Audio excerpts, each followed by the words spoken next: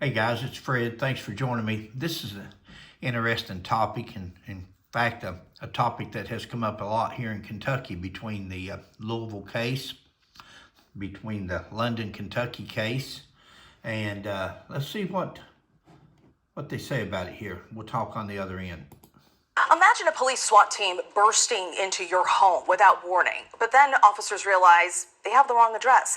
It happens more often than you might think in America. And now the U.S. Supreme Court is deciding whether federal agents can be held liable for those innocent mistakes. In tonight's Prime Focus, ABC's senior Washington reporter Devin Dwyer explores whether families can seek compensation for the physical and emotional harm, or if police are immune.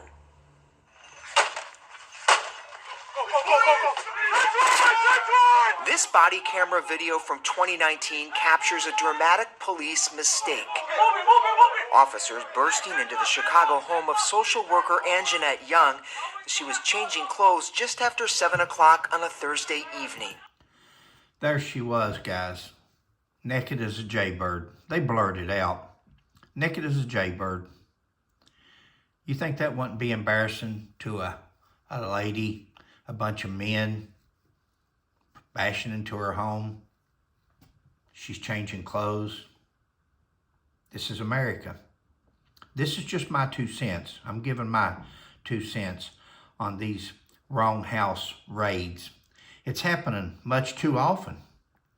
One time is too often, but it's happening almost on a daily, weekly, or monthly basis from some department and some agency.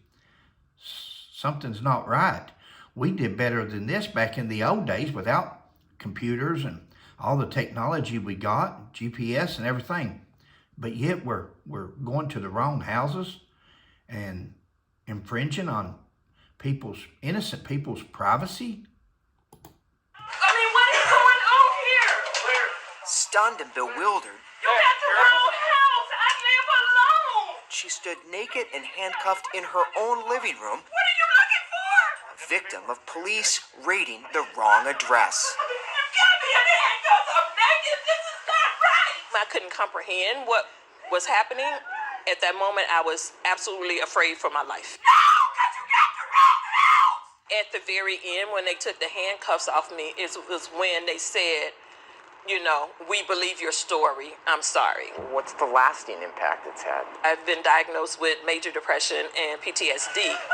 Know that. Time does not cure it. It is something that you live with, and you have to learn how to manage it. Chicago police, like most law enforcement agencies, don't keep track of wrong house raids or publicly report data.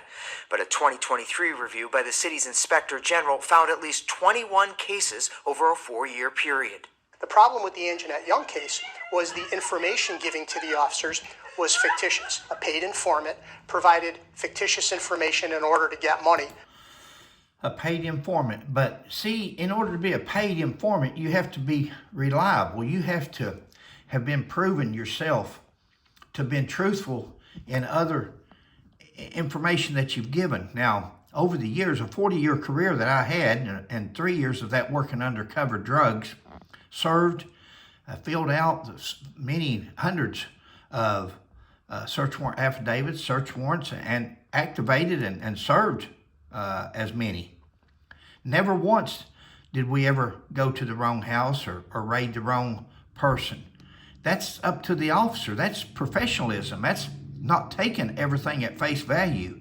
You have to investigate. You have to make sure all the T's are crossed and I's are dotted. You can't just take off wanting to make an arrest. And you know, the thing is, and here it is in a nutshell, the majority of the people out there that this happens to, and we'll probably never know the full amount, the correct amount, the majority of them will take $5, $10, $15, $20,000 and walk away, and you'll never hear nothing about it. There's very few that will take it all the way to the Supreme Court, like you'll see some of these cases, and go for the big bucks, and that's what the problem is, because they're getting away with so many of them, and so few of the larger ones that they really don't care if they make a mistake. From the police department. When the officers showed up to execute the warrant, They were in the house for seconds before they realized this is bad information. We know we're in the right place. We know we're at the right location. But the information provided to us about criminal activity inside this home is not correct. You got the wrong information. Whether bad intelligence or an innocent officer error, the impacts can be severe. An Austin, Texas SWAT team responding to a gunfight blew up the front door of Glenn and Mindy Shields' home, causing thousands of dollars in property damage. We were put in handcuffs in a police car over 2 hours. The suspect lived across the street. The city denied any wrongdoing and, as is often the case, claimed immunity. Come on out, keep your hands up. When cops showed up outside Amy Hadley's home in South Bend, Indiana in 2022, Y'all know I'm a minor, right? her teenage son emerged with his cell phone on and his hands up. That's not him. Cops beginning to question whether the suspect was in the house. Nobody knows who that is. Nobody's seen him before. Hadley claims they still launched dozens of tear gas grenades and raided the home anyway. Police later saying they had indications the suspect had posted to Facebook from inside. Cops are human and they make mistakes. They make mistakes because the public is allowing them to make mistakes and get by with it. Social media, the wrong addresses for search warrants, the wrong people. That's mistakes that shouldn't be made.